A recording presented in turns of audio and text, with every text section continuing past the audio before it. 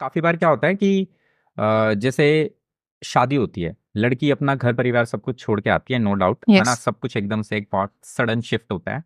तो ऐसे में लड़का एक ब्रिज होता है हम्म। अपनी वाइफ और अपनी फैमिली के, जो उसकी एक नई फैमिली बनने वाली है उसके बीच में। एग्जैक्टली। तो काफी बार लड़के इस रीजन से एक सर्टेन टाइम पीरियड तक बहुत ज्यादा पैम्परिंग जोन में भी रहते हैं कि हाँ थोड़ा समझाना है, अटेंशन भी ज्यादा देते हैं और बहुत ही नपे तुले चल रहे होते हैं, यानी कि एक फोकस होता है उनका। हम्म। लेकिन अब कभी ना कभी जब वो लड़की, हो सकता है 6 महीने बाद, 1 साल बाद, 1.5 साल बाद, जब वो सब कुछ सेटल डाउन हो जाएगा, तो अब लड़के का फोकस चेंज होगा, राइट। अब जैसे ही वो फोकस चेंज होता है, उसके बाद ऑल ऑफ सडन ना कुछ शिकायतें आने लगती हैं कि अब ना ये मुझे टाइम नहीं देते हैं, अब मुझे समझते नहीं है, इनका प्यार खत्म हो गया है, अब ये बदल गए हैं। तो ये प्रॉब्लम आजकल रिलेशनशिप में बहुत ज्यादा चल रही है, शादी के 1 साल बाद, 1.5 साल यस। बाद। इसको आप कैसे एड्रेस करते हो? आपके घर में एक छोटा बच्चा होगा, यू सी अ टॉडलर, और फाउंडेशन या नर्सरी क्लास का बच्चा। एबीसीडी सिखाओगे, काउंटिंग सिखाओगे? 12th क्लास तक तो काउंटिंग नहीं सिखाते रहोगे ना, एबीसीडी नहीं सिखाओगे ना। सिलेबस चेंज होता है। जब आपको लगता है कि अच्छा ये एबीसीडी सीख गया है, काउंटिंग सीख गया है, अब इसको कैलकुलेशन सिखाते हैं, अब इसको वर्ड्स को रीड करना सिखाते हैं, लिखना सिखाते हैं, सेंटेंस फॉर्मेशन सिखाते हैं। Then how can you expect a man कि वो तुमको पूरी जिंदगी सेम ही चीज सिखाता रहेगा? तुमको सिखा दिया ये घर कैसा है, ये लोग कैसे हैं, यहाँ के रिश्ते कैसे हैं, यहाँ का माहौल कैसा है, सिखा दिया। अब आगे क्या है? लाइफ। आगे बढ़ो ना, फॉरवर्ड करो। ये चीजें सीख ली है ना। एक इंसान को अगर शादी के बाद, मैं बता रही हूँ, शादी से पहले ऑब्वियसली आप पूरा नहीं खोलते बिकॉज आप बहुत डेकोरेटेड रहते हो यार, बहुत। एक इंसान ना, कहते हैं कि 5 जिंदगियां जीता है, बट रिलेशनशिप में 2 जिंदगियां जीता है। रिलेशनशिप में 2 जिंदगियां होती है, एक जो आप दुनिया को दिखाते हो, एक जो आप अपने घर में होते हो। when you are farting, when you are pooping, when you are peeing, when you are digging your nose, it is human. True. आप भी करते हो, वो भी करेगा। सही वो फिर बात है। यक करने की बात नहीं होगी। ट्रू। ह्यूमन टेंडेंसी, अंडरस्टैंड, वो इंसान है, इंसान को इंसान समझा जाए। अब जब शिकायतें क्यों आती है यार, क्योंकि आप उस इंसान को ना एक सर्टेन वे में ढालना चाहते हो कि मुझे तो लड़के एकदम ट्रिम बियर्ड वाले पसंद है। तुम्हें पसंद है बट वो कॉन्फिडेंट नहीं फील करता ट्रिम बियर्ड में, उसको थोड़ा सा चाहिए, उसके ग्रोन अप चाहिए उसको। तुमको पसंद है कि वो जो लड़का है एकदम फॉर्मल्स में घूमे हर टाइम पे, उसको कंफर्टेबल होना है। मैं अक्सर लोगों से बात करती हूँ, मैं बहुत पर्सनल लोगों से बात करती हूँ। एक लड़की का, बहुत educated, well to do family से बिलोंग करती है वो लड़की। शी सेड कि ये लड़का रात को जब सोता है तो ये सिर्फ शॉर्ट्स पहन के सोता है, एंड वो कैम्सॉल वैसे नहीं पहनता। हाँ, वेस्ट नहीं पहनता। तो आई वाज लाइक, फिर अरे इसको प्रॉपर नाइटवेयर पहनना चाहिए। ये तुम्हारा लड़ाई का रीजन है? ये रीजन था। That was the reason of their major breakup. मैं हैरान हो गई, मैंने कहा मैं क्या बोलूं, मेरा पति खुद कच्चे में घूमता रहता है। मैंने उसको नहीं बोला। इसका सॉल्यूशन तो बहन मेरे पास भी नहीं है। तुम एक इंसान से ना उसका पूरा कंफर्टेबल जोन जीना चाहते हो, क्योंकि तुम चाहते हो कि तुम्हारी नजरों के सामने वो एकदम ऐसा रहे, तुम्हारी नजरों को पसंद है वो वैसा रहे, तो तुम उसको वैसा बदलना चाहते हो। क्या तुमने कभी उससे ये पूछा कि वो क्या चाहता है, वो कैसे रहना चाहता है, उसको किस तरीके के कपड़े पसंद है, क्या खाना पसंद है, किस तरीके के बाल पसंद है, उसकी पहली शरारत कौन सी थी, उसका पहला जो स्कूल का क्रश था वो क्या था, उसने सबसे गंदी नॉटी हरकत क्या की होगी अपने?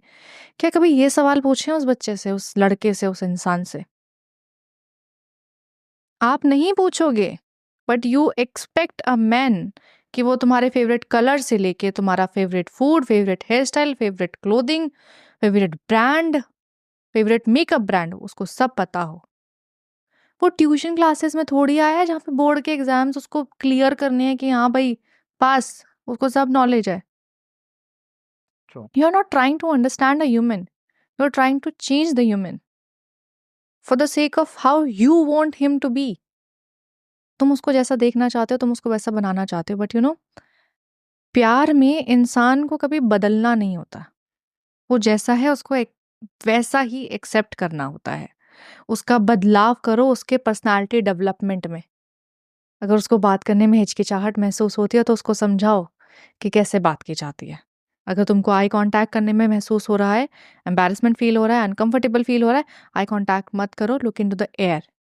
तुम हवा में भी देखोगे, आई कांटेक्ट नहीं करोगे, दूसरे इंसान को नहीं पता लगेगा।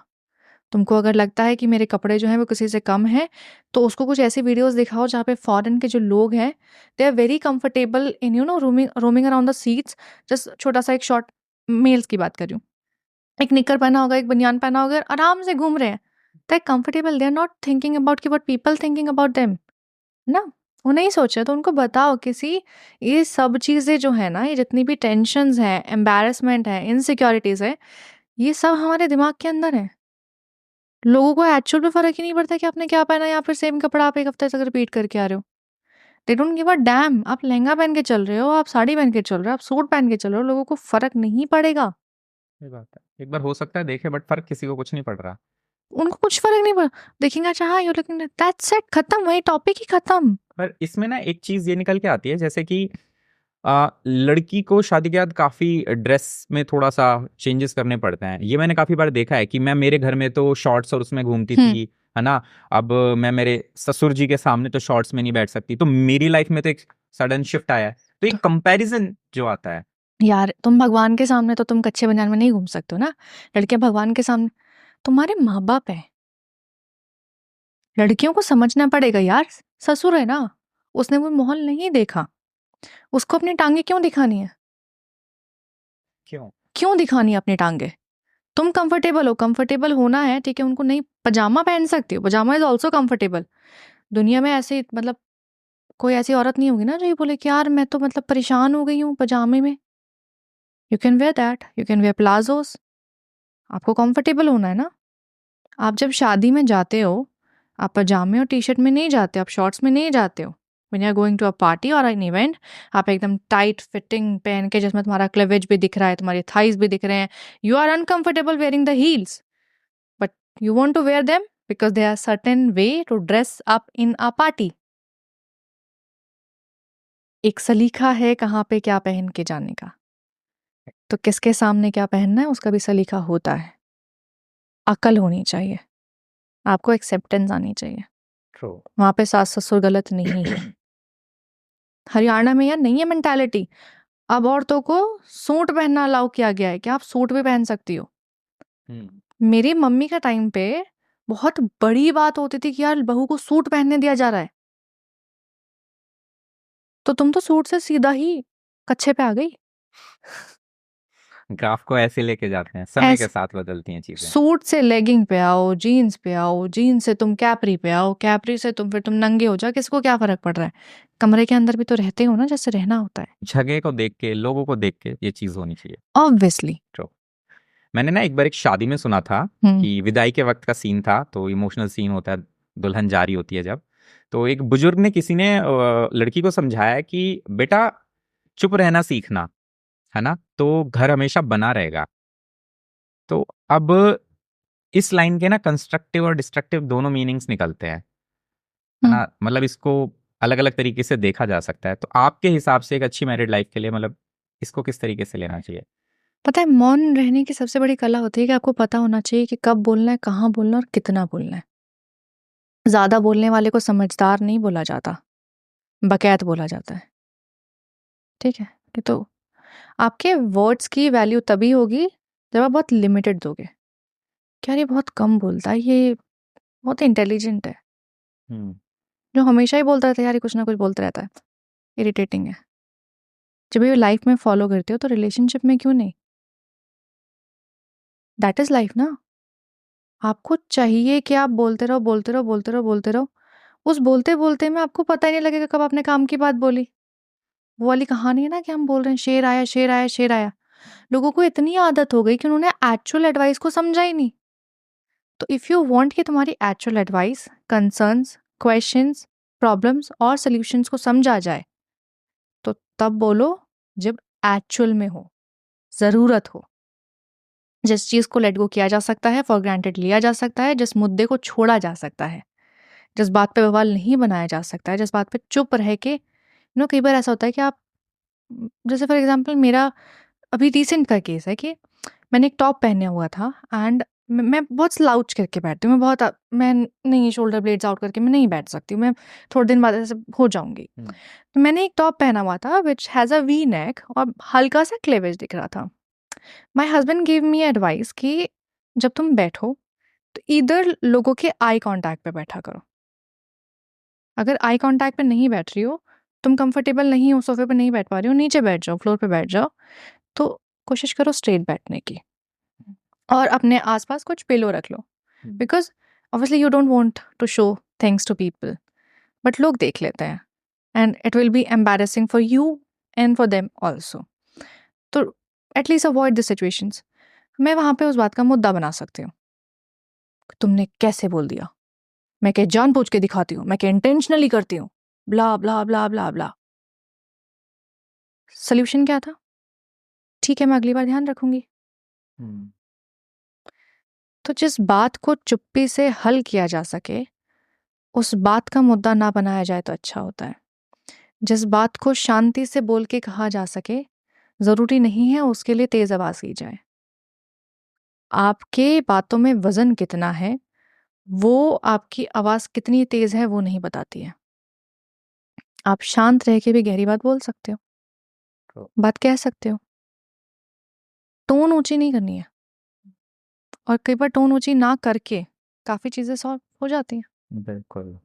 ये चीज ना मैंने मतलब अपनी फैमिली में भी काफी देखी है, पेरेंट्स में, ताऊजी ताईजी वगैरह में, कि उनमें ना एक इस तरीके की ट्यूनिंग होती है, एक इस तरीके की समझदारी होती है कि एक को अगर गुस्सा आया हुआ है या एक अभी इरेशनल है ड्यू टू एनी रीजन, तो दूसरा शांत रहेगा।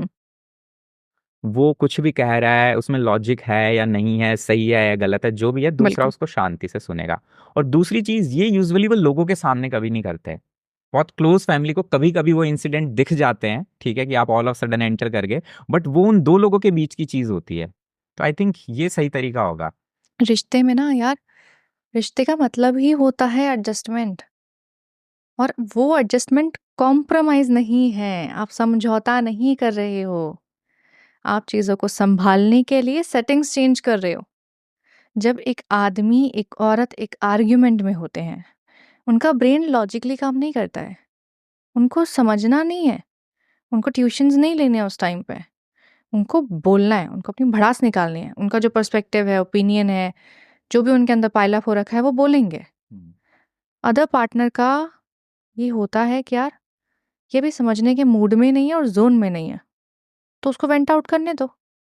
जैसे ही वो शांत, कभी तो काम डाउन होगा ना, 24 घंटे या पूरी लाइफ जितना वो जिंदगी में सांस ले रहा तब तक तो ब्ला ब्ला ब्ला नहीं कर सकता ना वो, कभी तो शांत होगा, तब अपने पॉइंट्स लॉजिक के साथ समझा देना। उसी वक्त समझाने की जब बहस होती है, एक बहस में जब जवाब देने की होड़ लग जाए ना, तब रिश्ता खराब होता है। हम हमेशा हर आर्ग्यूमेंट में अपने लास्ट वर्ड्स रखने की कोशिश करते हैं। तुमने ही बोला, मैं जवाब दूंगी, मैं कैसे चुप रह जाऊं, मैं क्यों सुनूं, उसने सब बोल कैसे दिया मेरे बारे में। उसने बोल दिया, वो जोन में नहीं था, वो हीट ऑफ द मोमेंट था, मीन नहीं करता होगा, या फिर उस हो सकता है उसका इंटेंशन तुमको हर्ट करना ना हो, तुमको समझाना हो।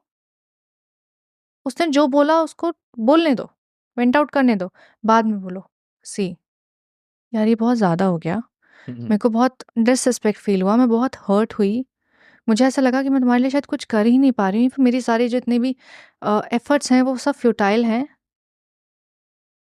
उसको समझाओ कि तुमको क्या बुरा लगा है और उसके समझो कि उसे क्या बुरा लगा है, तब रिश्ता चलता है। दोनों को समझना पड़ता है, दोनों को समझाना पड़ता है। मैं और मैं की लड़ाई में हम नहीं बचता। तो दोस्ती ना बहुत प्यारी सी चीज होती है, और मेरा ऐसा मानना है कि दोस्ती बहुत जरूरी भी होती बहुत ज्यादा। है ना, क्योंकि लड़के इतने एक्सप्रेसिव नहीं होते वैसे, बस इतना ही होता है ज्यादा से ज्यादा 4 पैक पी के तू मेरा भाई है। यार दोस्ती ना एक भरोसा होता है जिसमें आपको पता है कि अगर आपको आधी रात में भी किसी की जरूरत पड़ेगी ना, तो वो दोस्त आपके साथ खड़ा रहेगा। कोई इंसान आपके साथ दे ना दे, कोई आपको समझे ना समझे, कोई आपके साथ रहे ना रहे, वो दोस्त आपके साथ खड़ा रहेगा। वो उम्मीद ही नहीं करेगा कि यार आप ये बोलोगे कि मुझे जरूरत है, और वो सीधा बोलेगा अच्छा चल मैं भी आता हूँ। वो इंस्टेंट काम करते हैं यार।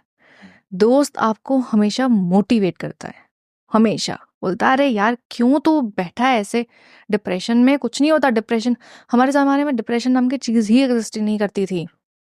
हम सीधा रो रहे हो, उठो भाई गेट अप एंड चलो, क्या कब तक जिंदगी है, मूव ऑन। लेकिन अब तो डिप्रेशन डिप्रेशन बोल बोल के जिनको नहीं भी है ना वो सोच रहे अच्छा मैं उदास हूँ तो मैं डिप्रेशन में हूँ।